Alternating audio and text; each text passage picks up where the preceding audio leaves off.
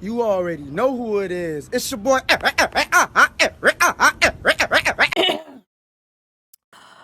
Read this real quick.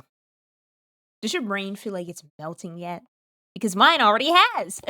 PlayStation fanboys are an interesting group of people, to say the least. Usually their jabs are directed at the Xbox and tearing it, Microsoft, and anyone who dares to purchase an Xbox down. However, there are times where those flames are directed at people like me, PC players. And one of the dumbest criticisms they throw our way is that we don't buy or play games, which legit makes no sense. Sometimes they even say we don't have games. Real quick, shout out to Joe from Seattle. I originally saw this on his YouTube channel and I decided to give my take on it. This all stems from an article by PCGamer titled, quote, "Only 15% of all Steam users' time was spent playing games released in 2024.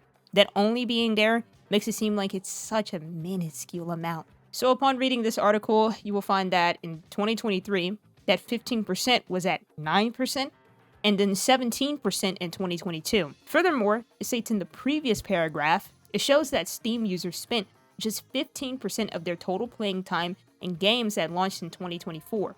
47% of the total playing time on Steam was spent on games released in the last 1 to 7 years, while a sizable 37% of time was spent in games that have been out for 8 years or more. I've got a lot I want to go over in this video, and I'm gonna read some replies to this IconEra tweet that quotes this article. "Niggas mining crypto and watching high fidelity them dudes not playing games." I'm not even gonna dignify that with a response.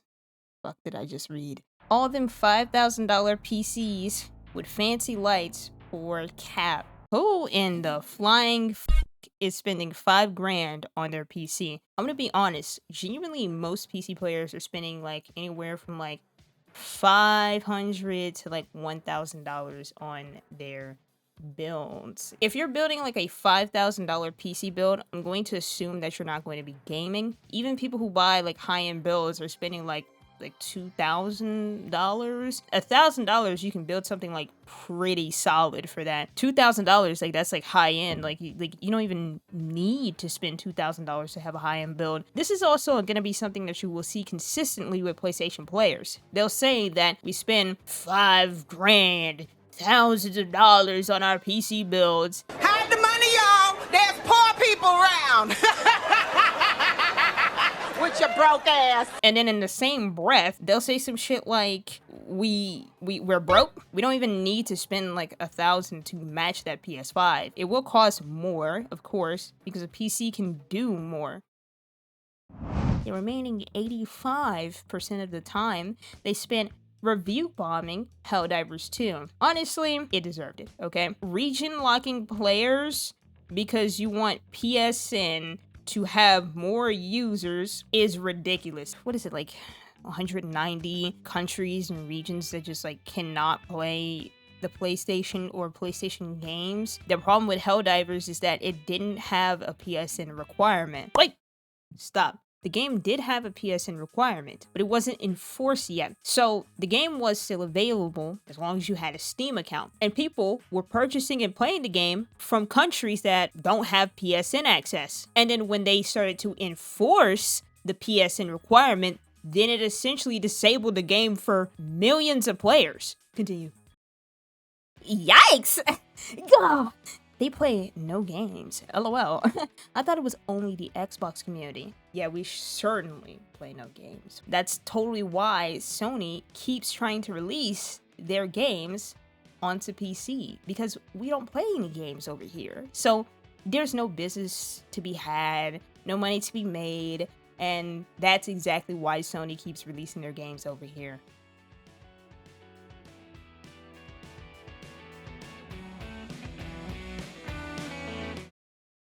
This one will make you lose brain cells. Like, you will genuinely be like, damn, I can just feel my brain cell count depleting.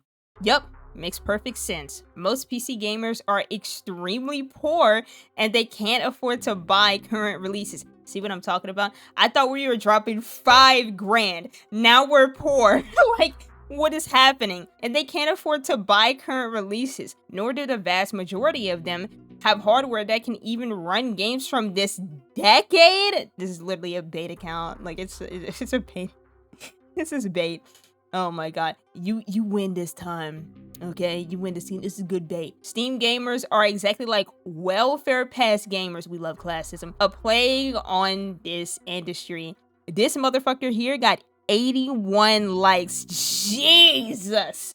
Welcome to Earth, I said to the aliens, and they looked around and they were like, oh hell nah, we have to go. And then they just went right back into the sky. Most PC gamers are extremely poor. There's like 1.8 billion PC gamers like worldwide. How many is that most? Like the majority of like almost 2 billion people are extremely poor in the reality of this argument, essentially. It's not that we cannot afford to buy new releases. It's like, why would we buy new releases if new releases are mid?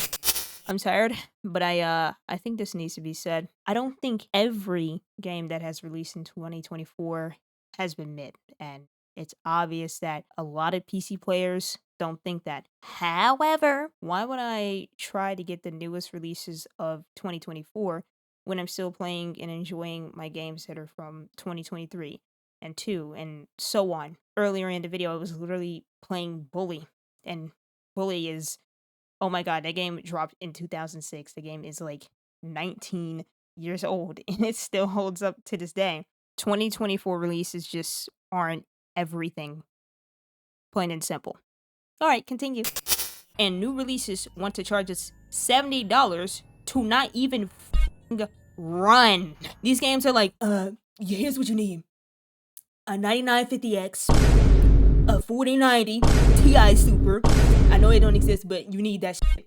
And 64 gigabytes of RAM, or it's gonna blow your computer up. So how about it? Fork over the $70. Cash. Make it cash. You buy it digitally, we'll come to your house and shoot.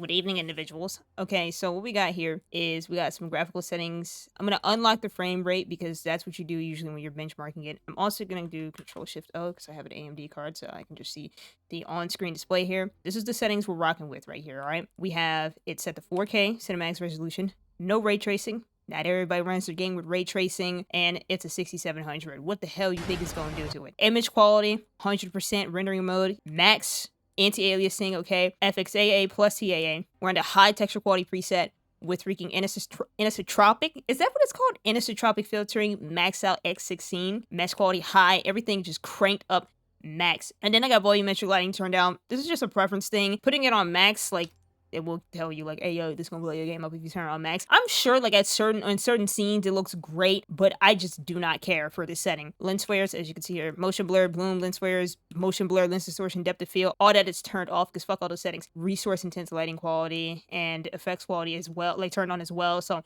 everything is pretty much maxed out. That's what we're working with. And I'm just gonna load the game up really quickly to just show you that you honestly do not need a freaking crazy build to be able to like play this game or whatever. So the reason why I'm doing this is because I believe that it's important. Even if that tweet is like a bait tweet or whatever, like I don't care. It's still misinforming people or disinforming. It may be trying to freaking misinform people on purpose. Who knows, right? When people who don't know any better are misinformed, it is up to us who know better to inform them and basically teach them the way, man. Just let them know like, hey, you don't have to spend like $1,000, $2,000, $5,000 on a build to be able to run games like Resident Evil 4 Remake. My card is a 6700. You don't need a freaking 7800 XT, a 7900 XTX, a 4080 or a 4070 even. Like, you don't need these crazy freaking expensive graphics cards. We're gonna go ahead and skip it. Bro, I forgot it was cheat time, bro. I was supposed to take this off. Ah, dang it. But yeah, you can see this. I mean, this card, it's still getting over 100 FPS in this game. Oh, my bad. I'm not even looking. It's still getting over 100 FPS in this game. And it's not even the most powerful card in the world. Here's what I'm gonna do. I'm gonna turn this up. Let's see how it runs then. And it's still at over 100 FPS. GPU utilization isn't even that high, probably because this isn't even that intensive of an area. It's using every ounce of my VRAM now. Yeah, I mean, honestly, like, even now, it's not even crazy. Like, yes, the GPU utilization is like at 90%, but like, still, it's not even crazy. I mean, we literally like ate up every last ounce of the VRAM of the game, still able to run. But honestly, if you had 8 gigs of VRAM, like, you would be barbecued. It would be your barbecue at this point. I'm not gonna lie to you.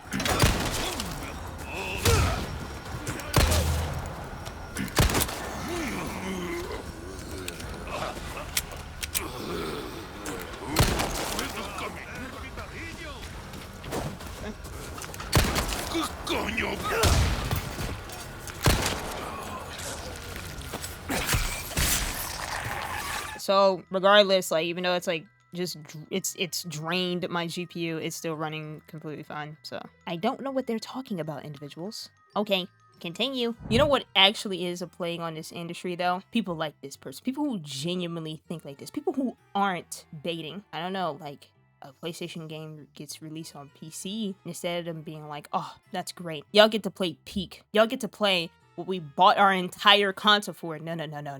Instead, they're like, this is bullshit. They don't deserve this. Like toddlers or something. They're like children. It's ridiculous. Spend thousands of dollars just to play some old ass games. Honestly, to jump in, once again, I just love adding more to my videos. Make sure, if you want to play some old games on PC, make sure you check out GOG's game preservation program. They got a bunch of classic games on here. Read this text here. This is super important. A lot of these games are becoming like straight up abandonware. Like, it's becoming harder and harder, if not impossible, to find them. They got the classics like Diablo, the Resident Evil 1, 2, and 3 OGs. They got freaking Oblivion, Morrowind, SWAT 4. They have the likes of The Witcher 2, and they also have Fallout New Vegas on here. I mean, these are very, very important games. These are games that are like a part of y'all's like childhood. These games are a part of my childhood, like Mad Max. I remember seeing Mad Max growing up. I mean, System Shock 2. This game is the reason why games like Prey and Dishonored even exist today. These games are so important. Continue. Thousands of dollars. That's a bit of a stretch. Most of us don't spend thousands of dollars. The ones who do spend thousands of dollars, they do play old games, but they also play new games. And they run them better than you, and they look better than yours. All right, that's all I wanted to talk about. Deuces, get out of here.